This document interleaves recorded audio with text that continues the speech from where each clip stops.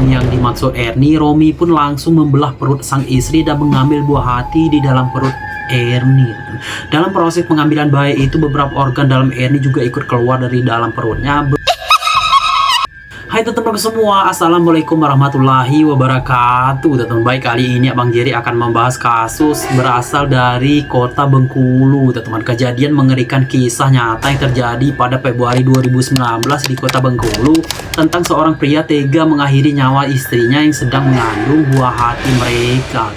Bahkan yang lebih sadis, pria tersebut tega membelah perut sang istri dan mengeluarkan janin yang ada di dalam perutnya. Bagaimana kisah? Langsung saja kita ke pembahasannya.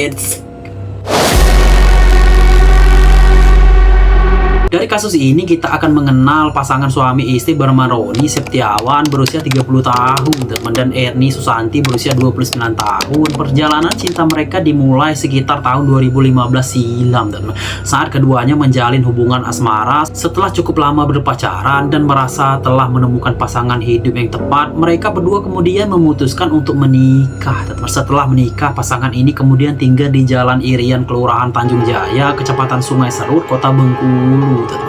Dari pernikahan ini mereka dikaruniai dengan kehadiran seorang putri kecil berusia 3 tahun, sedangkan profesi Roni sebagai pedagang di pasar menjual cabai dan berbagai kebutuhan dapur lainnya.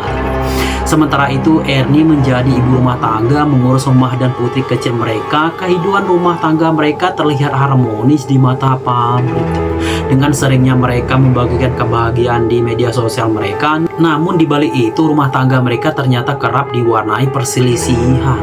Meski dikenal sebagai sosok ayah yang penyayang, Romi ternyata memiliki sisi temperamental yang terkadang meledak hingga berujung pada tindakan KDRT. Selain itu, kebiasaannya berjudi juga sering menjadi sumber konflik dalam rumah tangga mereka. Kebiasaan buruk ini mengancam keberlangsungan usaha kecil-kecilan mereka sehingga membuat Eri sangat marah. Awalnya perselisihan mereka berhasil disembunyikan dari lingkungan sekitar, namun seiring berjalannya waktu, kerenggangan hubungan mereka mulai tercium oleh tetangga. Meski begitu, setelah bertengkar, pasangan ini tampak berusaha memperbaiki hubungan mereka dan kembali menjalani hubungan rumah tangga seperti sedia kala. Sekitar tahun 2018, Ernie kembali mengandung anak kedua yang tentu saja membawa kebahagiaan bagi keluarga mereka. Namun di balik kebahagiaan tersebut, hubungan rumah tangga pasangan ini semakin diwarnai perselisihan, bahkan usia kandungan menginjak 4 bulan. Pertikaian di antara mereka semakin tak terkendali. Romi mencurigai ada sesuatu yang disembunyikan oleh Ernie. Ia menduga istrinya telah berselingkuh. Kecurigaan semakin memuncak saat Ernie mengunci ponselnya dengan kata sandi. Meski Ernie membantah adanya sesuatu yang disembunyikan Romi, tetap saja tidak percaya pertanyaan Romi mengenai alasan penguncian ponsel tersebut tidak mendapatkan jawaban memuaskan dari Ernie. Hal ini malah semakin memicu kemarahan dan kecurigaan Romi. Akibatnya pertengkaran di antara keduanya semakin sering terjadi. Bahkan setiap hari akibat permasalahan tersebut, Romi dan Ernie sempat menjalani masa pisah ranjang. Namun tak lama kemudian Romi memutuskan untuk kembali ke rumah karena tidak tega meninggalkan istri yang tengah mengandung. Seiring berjalannya waktu, permasalahan di antara pasangan ini semakin rumit dan mengancam keharmonisan rumah tangga mereka. Romi berulang kali menanyakan perihal kata sandi ponsel Ernie, namun istri selalu bersikeras bahwa tidak ada yang disembunyikan. Lalu pada Kamis 21 Februari 2019, Romi dan Ernie terlihat sedang berbincang santai di ruang tamu. Namun percakapan tersebut kembali berujung pada pertanyaan mengenai ponsel Ernie yang diproteksi kata sandi. Dan juga mengapa Roni tak boleh meminjam HP. Namun sama seperti sebelumnya, Ernie enggan menjawab dan memilih untuk mengasingkan diri di dalam kamar tanpa penjelasan apapun. Romi merasa frustasi dengan sikap istrinya tersebut dan berusaha untuk menahan emosinya. Ia kemudian duduk di depan rumah untuk menenangkan diri dan meredakan perasaan kesalnya. Namun saat Romi berusaha untuk menenangkan diri, ia tetap tidak dapat meluapkan pertanyaan yang menganjak di benaknya. Ia terus bertanya-tanya mengenai rahasia apa yang disembunyikan oleh Ernie ini. Dengan perasaan campur aduk, ia kembali berniat untuk menanyakan masalah ponsel kepada Ernie untuk terakhir kalinya, bahkan berniat mengancam istrinya itu jika mendapatkan jawaban yang tidak memuaskan. Pada hari yang sama, sekitar pukul jam 1, Romi kemudian mendatangi rumah tetangganya untuk meminjam senjata tajam dengan alasan akan gunakan untuk mengupas buah kelapa. Tak lama kemudian Romi kembali ke rumah dan mencari keberadaan Ernie di tengah berbaring di ke dalam kamar. Dengan diam-diam ia menyelinap senjata tajam yang dipinjamnya di bawah selimut. Mendengar kedatangan suaminya, Ernie terbangun dari tidurnya. Entah apa yang menjadi pemicunya, perselisihan di antara keduanya kembali terjadi.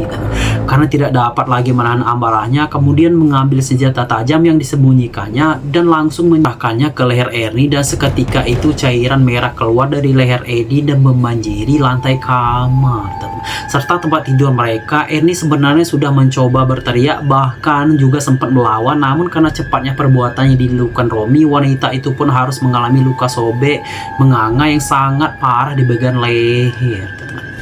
Sebelum meninggal di tengah kondisi kritis, berikan sebuah isyarat kepada Romi untuk menyelamatkan buah hati mereka yang saat itu sudah memasuki usia kandungan 36 minggu.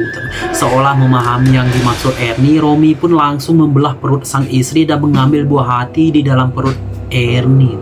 Dalam proses pengambilan bayi itu, beberapa organ dalam Ernie juga ikut keluar dari dalam perutnya. Beruntung bayi tersebut berhasil diselamatkan dalam keadaan kondisi hidup.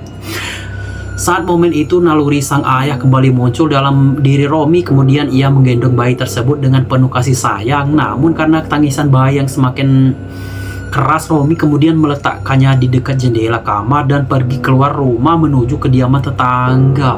Dalam kondisi panik, Romi bertemu dengan tetangga dan berpura-pura meminta bantuan untuk menolong istrinya yang disebut-sebut akan melahir. Namun setelah meminta bantuan, Romi justru melarikan diri ke arah sungai. Tetangga yang mendengar permintaan tolong Romi segera memberitahu warga lainnya dan mereka sama-sama menuju rumah Romi. Tanpa menyadari bahwa pria tersebut telah berhasil kabur, warga awalnya mengira istri Romi memang sedang dalam proses melahirkan. Hal inilah disebabkan oleh penampilan Romi saat bertemu tetangganya, di mana tubuh dan pakaiannya penuh dengan bercak merah.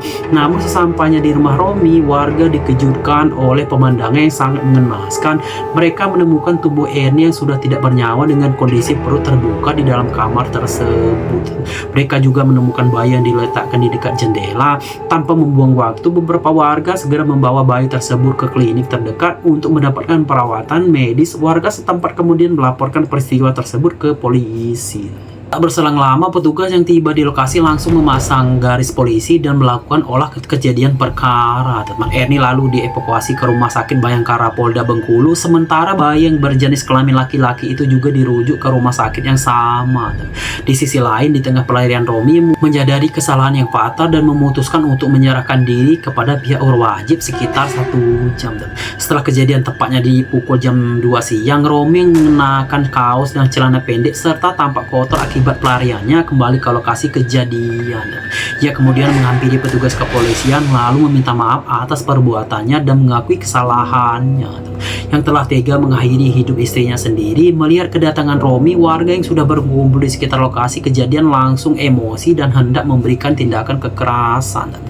Namun petugas dengan sigap mengamankan Romi dan langsung membawanya ke dalam mobil patroli untuk menghindari amukan massa. Romi beserta barang bukti kemudian dibawa ke Polres Bengkulu untuk menjalani pemeriksaan lebih lanjut. Kepada polisi, Romi mengungkapkan bahwa puncak kekesalannya terjadi ketika sang istri enggan memberi kata sandi ponselnya dan terus mengabaikan permintaannya. Dalam sidang terakhir di Pengadilan Negeri Bengkulu, hakim menyatakan Romi terbukti bersalah karena telah melakukan penghilang nyawa kepada istri dan dijatuhkan hukuman penjara selama 15 tahun. Namun setelah putusan dibacakan, jaksa penuntut umum tidak puas dengan putusan tersebut dan mengajukan banding. Setelah melakukan pertimbangan yang matang, pengadilan tinggi yang didukung oleh putusan kasasi akhirnya memberatkan hukuman Romi dan menjatuhkan hukuman penjara seumur hidup untuk Romi.